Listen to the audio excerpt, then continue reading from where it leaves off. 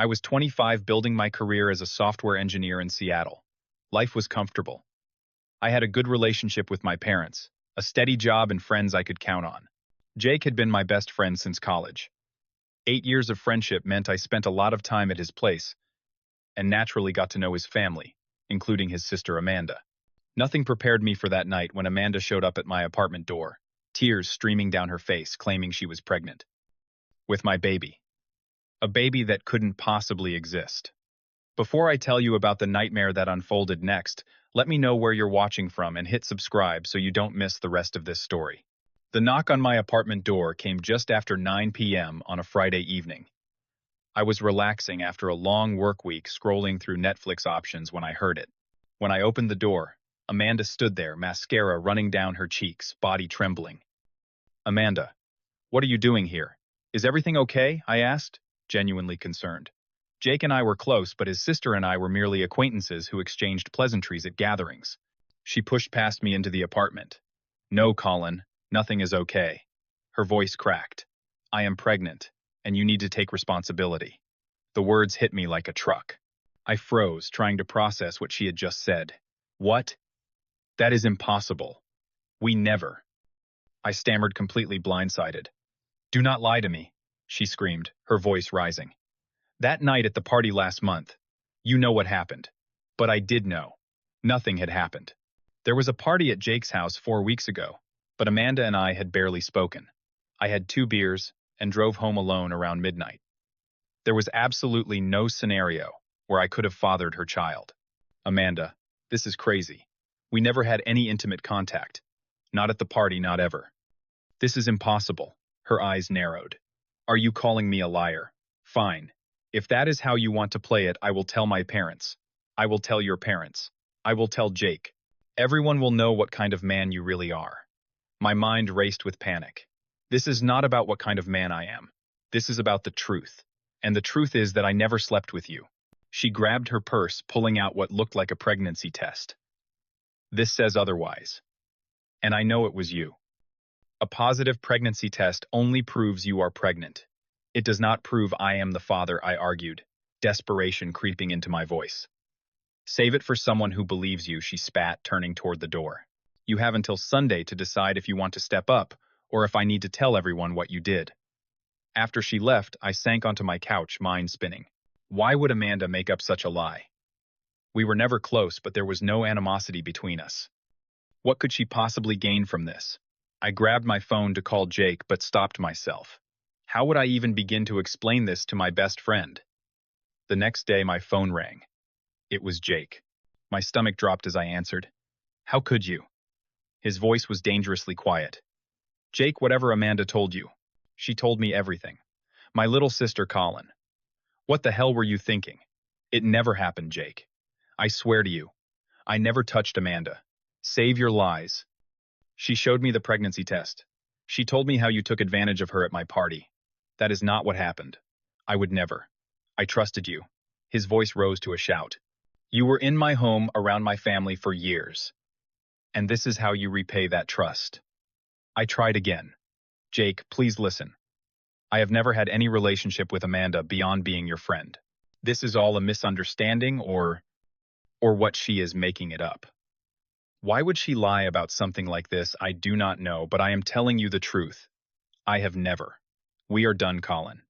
8 years of friendship over. Stay away from me. Stay away from my family. If I see you anywhere near Amanda again, I will not be responsible for what happens." The line went dead. I stared at my phone in disbelief. 8 years of friendship destroyed in a 2-minute conversation. That evening, my parents called. Their voices were tight, with barely controlled emotion, as they told me the parents of a young woman had contacted them with disturbing news.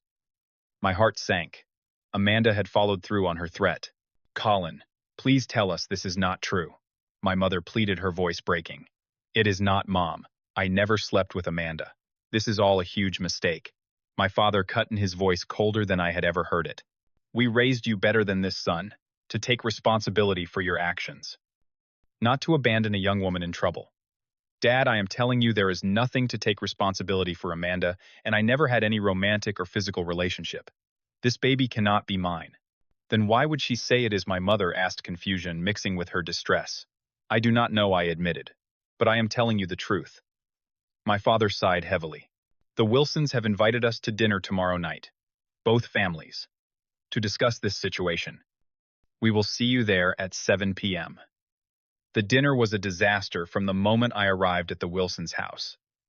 Jake refused to look at me. My parents sat stiffly beside me, their disappointment palpable. Mrs. Wilson kept glaring in my direction while comforting Amanda, who put on a show of being emotionally fragile. Mr. Wilson cleared his throat. We are here to discuss how Colin plans to support Amanda and the baby. With all due respect, I began carefully. There is no way this baby is mine. Amanda and I have never had any intimate relationship. Amanda burst into tears. How can you say that? After everything, her mother jumped in. We have proof. She slid a paper across the table. Amanda took a pregnancy test at the doctor. She is 6 weeks along. The timing matches perfectly with our family barbecue where you two were together. I looked at the paper. It showed a positive pregnancy test, but nothing about paternity.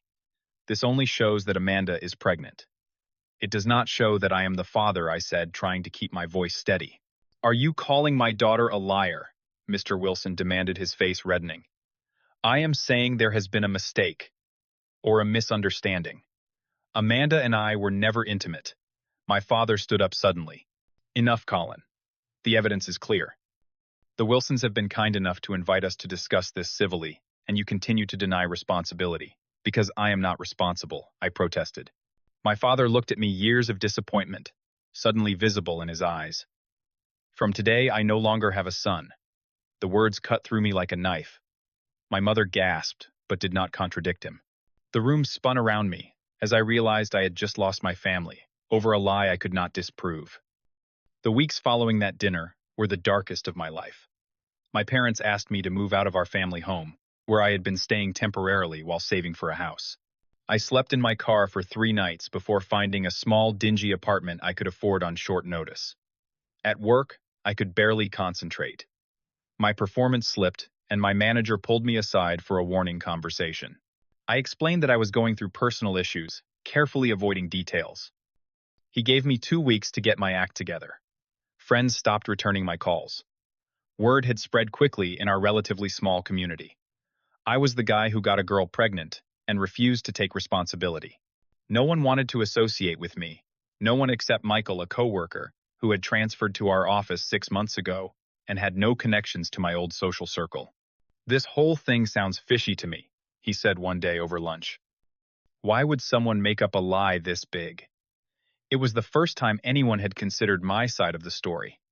I nearly broke down in the middle of the cafeteria. The isolation took its toll.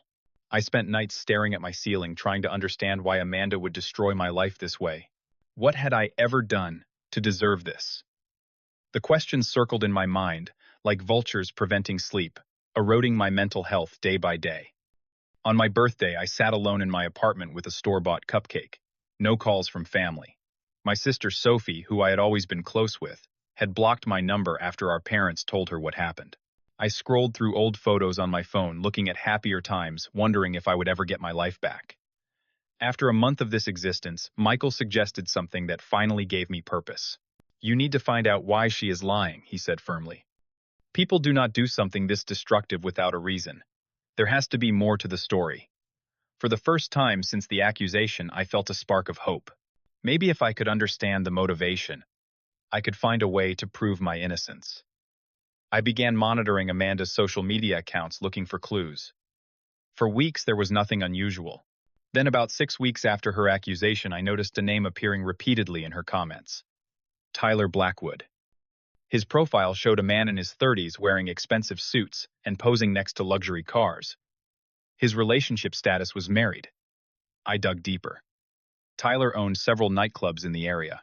In one photo from 2 months ago, I spotted Amanda in the background at one of his clubs, looking in his direction with an expression I recognized immediately: infatuation. A theory began forming in my mind, but I needed more information. I created a schedule of Amanda's regular haunts based on her check-ins, and began strategically placing myself where I might observe her from a distance, or potentially run into someone who knew her.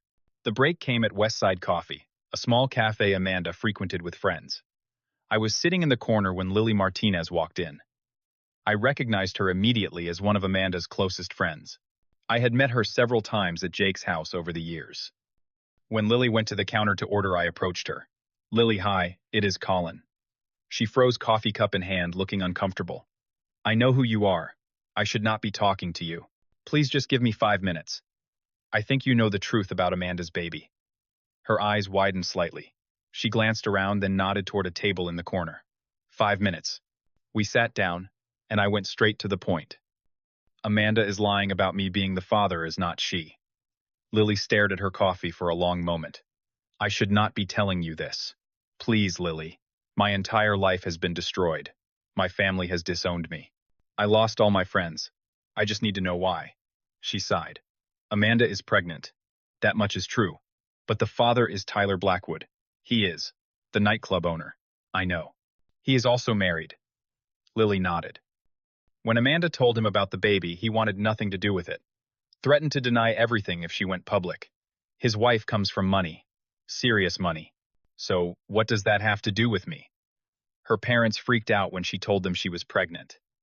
They are super conservative, you know that. When they demanded to know who the father was, she panicked. She could not tell them about Tyler, he would ruin her. She needed someone her parents would find acceptable. "Acceptable," I repeated in disbelief. "Someone with a good job. Stable. Someone they knew and trusted." Lily looked apologetic. "Her parents always liked you. They thought you were a good influence on Jake." I sat back, stunned by the cruelty of it all. So they decided to ruin my life to save her reputation. Her parents suggested she find someone who would do the right thing. Someone who would marry her and give the baby a name. I do not think they knew she would lie about who the father was. I think they just assumed she would find the actual father and make him step up. But Amanda knew exactly what she was doing, I said, the pieces finally falling into place. Lily looked down. She was desperate, and Tyler had money. She thought eventually she could get him to pay child support at least, even if he would not leave his wife. She just needed a cover story in the meantime. As disturbing as this conversation was, it gave me something I had been lacking for weeks. Direction, a way forward, evidence that I had been telling the truth all along. "You need to get her to confess," Michael said when I told him what Lily had revealed. "And you need to record it." "Is that even legal?" I asked. "Washington is a two-party consent state," Sarah, the lawyer Michael had introduced me to, explained. "Both parties need to know they are being recorded. But there are ways to work around that. Public places, for instance, have no expectation of privacy." We spent days planning the confrontation. Sarah coached me on what questions to ask, how to pressure Amanda without making threats, how to create a situation where she might slip up and reveal the truth. The key is to make her think you already know everything, Sarah advised. People are more likely to confess when they think the jig is up. I arranged to meet Amanda at a coffee shop downtown, a public place where recording would be legal. My heart pounded as I waited, wondering if she would even show up. To my surprise, she did. "What do you want, Colin?" she asked coldly, sliding into the seat across from me. Her pregnancy was beginning to show. "I think you know why I asked you here," I said, keeping my voice level despite the anger churning inside me. "I know about Tyler." Her expression flickered briefly before she composed herself. "I do not know what you are talking about. Tyler Blackwood, the married nightclub owner who got you pregnant and then abandoned you. The real father of your baby." She glared at me. "You are delusional. There is no Tyler." "Then why does Lily think there is? Why did she tell me all about him? About how you needed a cover story, because your parents would never approve of the truth." Amanda's face paled. "Lily would never. But she did. And I have been wondering why. Me. Out of all the guys you could have accused, why destroy my life specifically?" Amanda shifted uncomfortably. "You are the father. End of story. We both know that is a lie. We never slept together. Not once. So why me, Amanda? Was it because your parents liked me? Because I have a good job? Because you thought I would be too nice to fight back? You do not understand the position I was in," she snapped, her composure cracking slightly. "Try me. My parents would have disowned me if they knew the truth. Tyler is married. He threatened to destroy me if I told anyone about us. What was I supposed to do? I leaned forward. So you decided to destroy my life. Instead, I needed someone my parents would accept. She blurted out, voice rising with emotion. Someone stable with a good job. Someone who could be a good father. That is what my parents said I needed to find. But I was never the father I pressed. No. Okay, is that what you want to hear? You were never the father. Tyler is the father, and he wants nothing to do with me or this baby. My parents were going to throw me out unless I found a suitable father for this child. They literally told me to find a good man to marry me and give this baby a name. You were perfect. Your parents have money. You have a good job. My parents already liked you. She was breathing hard now, tears welling in her eyes. What was I supposed to do? Have this baby alone. Be disowned by my family. Tyler threatened to sue me for defamation if I named him publicly. His wife's family has connections everywhere. I sat back, a strange calm washing over me, despite the rage I felt. So, you ruined my life to save yourself. I did what I had to do, she whispered. And now I am doing what I have to do, I replied, pulling out my phone to show her it had been recording our entire conversation.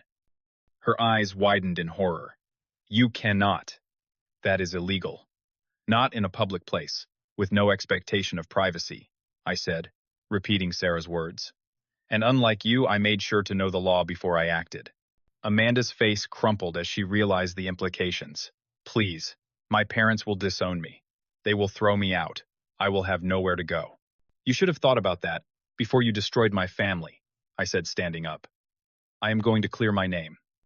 What happens to you after that is not my concern.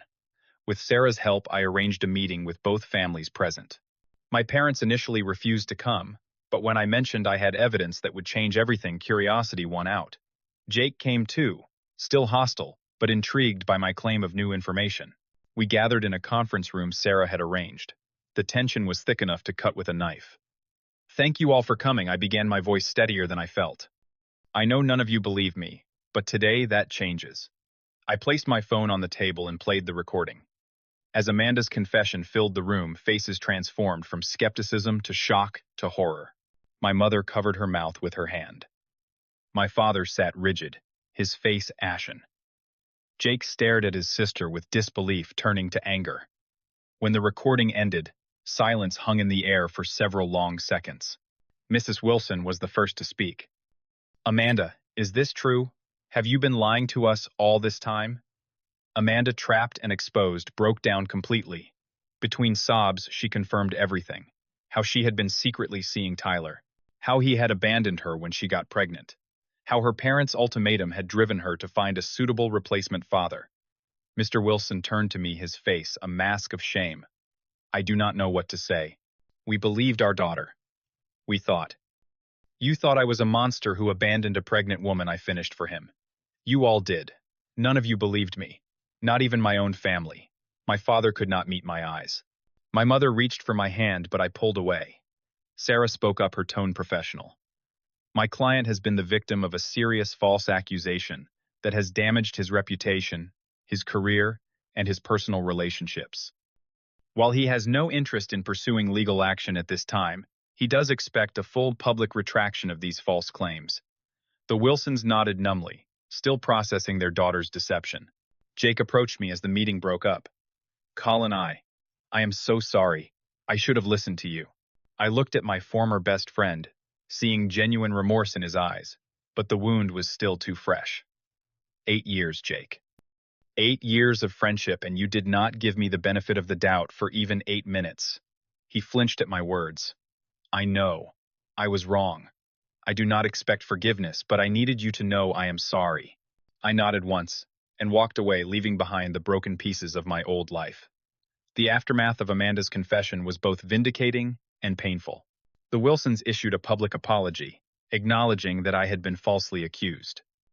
Amanda moved away to live with an aunt in Oregon. I heard later that she gave the baby up for adoption after Tyler continued to deny any involvement. My parents tried repeatedly to reconnect. Their calls went unanswered for weeks. Their text messages read, but not replied to. They showed up at my apartment once, but I refused to open the door. The wound of their disbelief was still too raw. From today, I no longer have a son. Those words echoed in my mind every time I saw their number on my caller ID. I made a decision that surprised even me. I applied for a transfer within my company and moved to Boston. A clean break, a fresh start. Michael threw me a going-away party, the only friend who had stood by me through the ordeal. In Boston, I rebuilt my life piece by piece. I excelled at work, earning a promotion within 6 months. I found a comfortable apartment in a neighborhood I liked. I joined a running club and made new friends who knew nothing of my past. Most importantly, I started seeing a therapist to process the trauma of being falsely accused and abandoned by everyone I loved. Dr. Rodriguez helped me understand that while forgiveness might be necessary for my healing, it did not mean I had to welcome everyone back into my life on their terms. Boundaries are not punishment, she would remind me. They are protection. A year after moving, I met Jessica at a coding boot camp where I volunteered as a mentor. Smart, funny, and direct, she saw through my careful facade to the pain I was still carrying. "Someone hurt you badly," she said one night over dinner. It was not a question. Surprising myself, I told her everything. She listened without interruption, her expression shifting from shock to anger on my behalf to deep empathy. "Thank you for trusting me with that," she said when I finished. "Not many would have survived what you went through with their capacity for trust intact." "Who says it is?" I answered with a small smile. "You are here, with me, taking a chance. That says everything." Slowly, I began responding to my family's attempts at contact. First, short text messages, then brief phone calls. My sister Sophie was the easiest to forgive. She had been in college across the country. When everything happened, her information filtered through our parents. "I should have talked to you directly," she admitted during our first video call. "I failed you as a sister." "You were deceived too," I told her, finding forgiveness easier than I had expected. 2 years after leaving Seattle, I finally agreed to see my parents when they offered to fly to Boston for Thanksgiving. The reunion was awkward, filled with careful conversations and moments of painful silence. But it was a beginning. My father pulled me aside after dinner. "I want you to know how deeply I regret what I said that night. There has not been a day I have not thought about it and hated myself for it. You believed the worst of me," I said quietly, "without evidence, without even giving me a chance." "I did." His voice broke. "And I will spend the rest of my life trying to make that right if you will let me." It was not an instant healing, but a door cracked open. A possibility of reconciliation. Sophie hugged me tightly before they left. "I never stopped believing in you," she whispered, though we both knew it was not entirely true. But in that moment, I chose to accept the sentiment for what it was, a promise to never doubt me again. The experience changed me in ways I am still discovering. I learned that the truth, while it may be delayed, has a power that lies cannot overcome. I learned that some friendships are weather vanes turning with the wind, while others are foundations that hold firm in storms. I learned that family is not just about blood, but about who stands beside you when everyone else walks away. Most importantly, I learned to trust myself. When the entire world doubted me, I held on to what I knew was true. That inner certainty saved me from despair and guided me through the darkest period of my life. Jessica and I are engaged now. Next spring, we will be married in a small ceremony in Boston. My parents and Sophie will attend. Jake sent a congratulatory message when he heard the news, but some bridges remain too damaged to cross.